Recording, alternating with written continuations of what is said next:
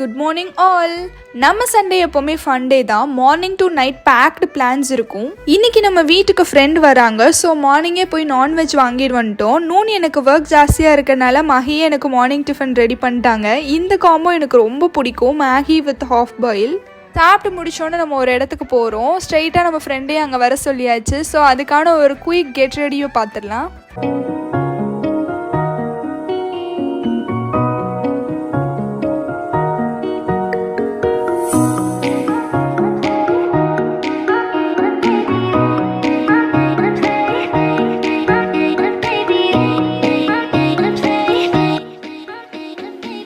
எப்படியும் லிப்ஸ்டிக்கை கொஞ்ச நேரத்துல சாப்பிட்டுருவேன்.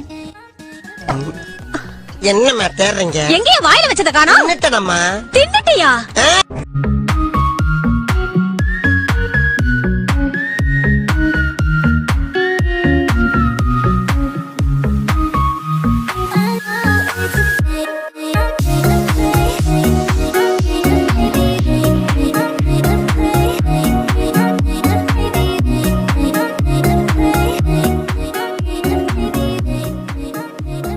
ஓகே, அவ்வளோதான். லுக் கம்ப்ளீட் பண்ணியாச்சு. சட்டுப்புட்டுன்னு கிளம்பிடலாம். பிகாஸ் ஆல்ரெடி டைம் ஆயிடுச்சு. ஃப்ரெண்டை வேற போகிற வழியில் பிக்கப் பண்ணணும். ரொம்ப நேரம் வெயிட் பண்ண வச்சுட்டு அவள் வேற டென்ஷன் ஆயிடுவா. அப்படி எங்கடா சண்டே மார்னிங்கே கிளம்பி போறீங்கன்னு தானே கேட்குறீங்க. நம்ம ஜல்லிக்கட்டு பார்க்க வந்திருக்கோம்.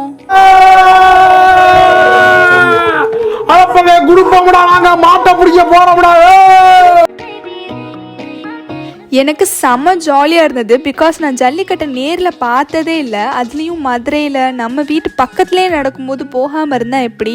அதான் காலையிலே கிளம்பி ஓடி வந்துட்டோம். ஜல்லிக்கட்டுலேயே நிறைய வெரைட்டி இருக்குல்ல. நான் டிவியில் தான் பார்த்துருக்கேன், அது வேறு மாதிரி இருக்கும். இங்கே கிரவுண்டுக்கு நடுவுலேயே மாடை கட்டிடுறாங்க. அதனால பேரிகேட்டை தாண்டி நம்மக்கிட்ட வராதுங்கிற தைரியத்தில் ஃப்ரெண்ட்லேயே நின்று பார்த்துட்டு இருந்தேன். என்னதான் டிவியில் பார்த்துருந்தாலும் நேரில் பார்க்குற ரேஞ்சுக்கெலாம் வரவே வராது போல். நேரில் பார்க்க செம்மையாக இருந்தது.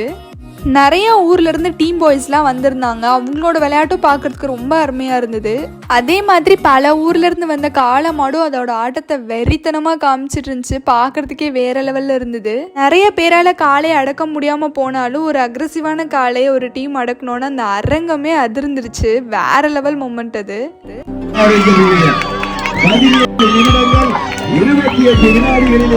அதை எப்படி வாய பொளந்துட்டு மகி பார்த்துட்டு இருக்காங்கன்னு பாருங்க. தம்பி முருகேசா, அண்ணனை பாருப்பா. தம்பி கண்ணா, ஏதாவது பேசுப்பா. இப்போ ஓகேவாப்பா, வாங்க வீட்டுக்கு போகலாம். வீட்டுக்கு வரதுக்கே ரொம்ப லேட்டானனால குக் பண்ணதெல்லாம் காட்ட முடியல. இதுதான் இன்னைக்குரிய ஸ்பெஷல். எல்லாமே நான் தான் செஞ்சேன், நம்புங்க.